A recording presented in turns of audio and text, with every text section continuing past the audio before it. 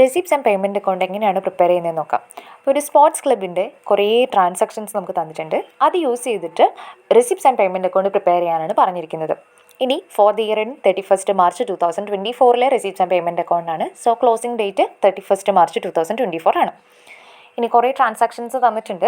അപ്പോൾ ഈ ട്രാൻസാക്ഷൻസ് തരുമ്പോൾ തന്നെ നമ്മൾ ഓരോ ഐറ്റംസ് വായിക്കുമ്പോൾ തന്നെ എന്ത് ചെയ്യുക, അത് റെസിപ്റ്റ് സൈഡിലാണെങ്കിൽ ആർ എന്ന് പറഞ്ഞിട്ട് മാർക്ക് ചെയ്യുക, പേയ്മെൻറ്റിലാണെങ്കിൽ പി എന്ന് പറഞ്ഞിട്ട് മാർക്ക് ചെയ്യുക. അതെന്തിനാണെന്ന് വെച്ചാൽ നമ്മളിപ്പോൾ ഒരൈറ്റവും വിട്ടുപോകാതെ തന്നെ നമുക്ക് റെസിപ്റ്റ്സ് ആൻഡ് പേയ്മെൻറ്റ് അക്കൗണ്ടിൽ എന്ത് ചെയ്യാൻ പറ്റും, റെക്കോർഡ് ചെയ്യാൻ പറ്റും. അപ്പോൾ ഓരോന്നായിട്ട് നോക്കാം.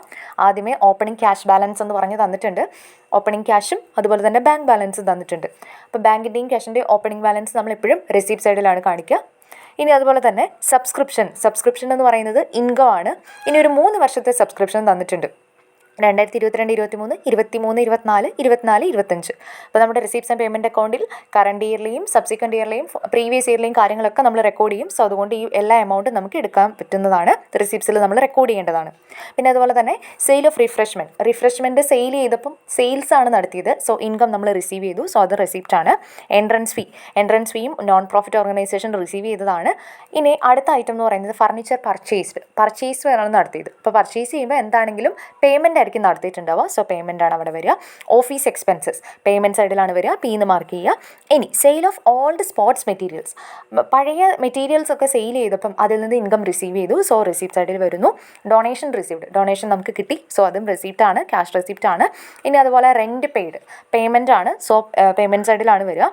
സ്പോർട്സ് മെറ്റീരിയൽസ് പർച്ചേസ് ആണ് ചെയ്തത്. സോ ക്യാഷ് പേയ്മെൻ്റ് ആണ്, ക്യാഷ് ഔട്ട്ഫ്ലോ ആണ് വന്നിട്ടുള്ളത്. സോ പേയ്മെൻറ്റ് സൈഡിലാണ് നമ്മൾ കാണിക്കുന്നത്.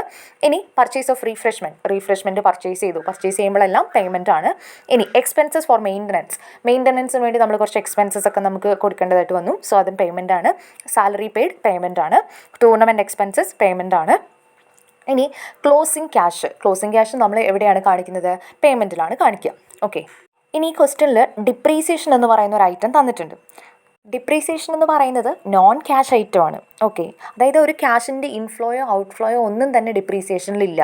അപ്പോൾ അതുകൊണ്ട് തന്നെ നമ്മൾ ഡിപ്രീസിയേഷൻ എന്ന് പറയുന്ന കാര്യം റെസിപ്റ്റ്സ് ആൻഡ് അക്കൗണ്ടിൽ നമ്മൾ കൺസിഡർ ചെയ്യേണ്ട ആവശ്യമില്ല.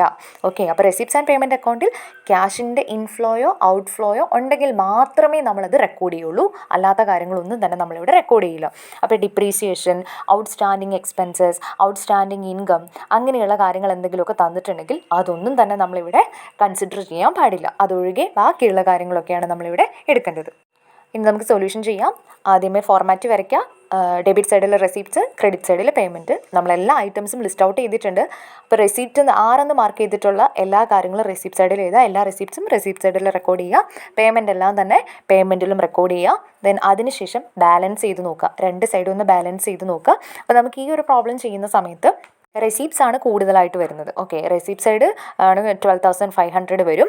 ഇനി പേയ്മെൻറ്റ് സൈഡ് നോക്കുക. എന്നിട്ട് പേയ്മെൻറ്റ് എന്ന് പറയുന്നത് 12,500 ഇല്ല. അപ്പോൾ അത് ബാലൻസ് ചെയ്ത് നോക്കുക. ആ ബാലൻസ് കിട്ടുന്നത് ബാങ്കിൻ്റെ ക്ലോസിംഗ് ബാലൻസ് എന്നുള്ള രീതിയിലാണ് നമ്മൾ എഴുതേണ്ടത്. ബാങ്കിൻ്റെ ഓപ്പണിംഗ് ബാലൻസ് തന്നിട്ടുണ്ട്, പക്ഷേ നമുക്ക് ക്ലോസിംഗ് ബാലൻസ് തന്നിട്ടില്ല.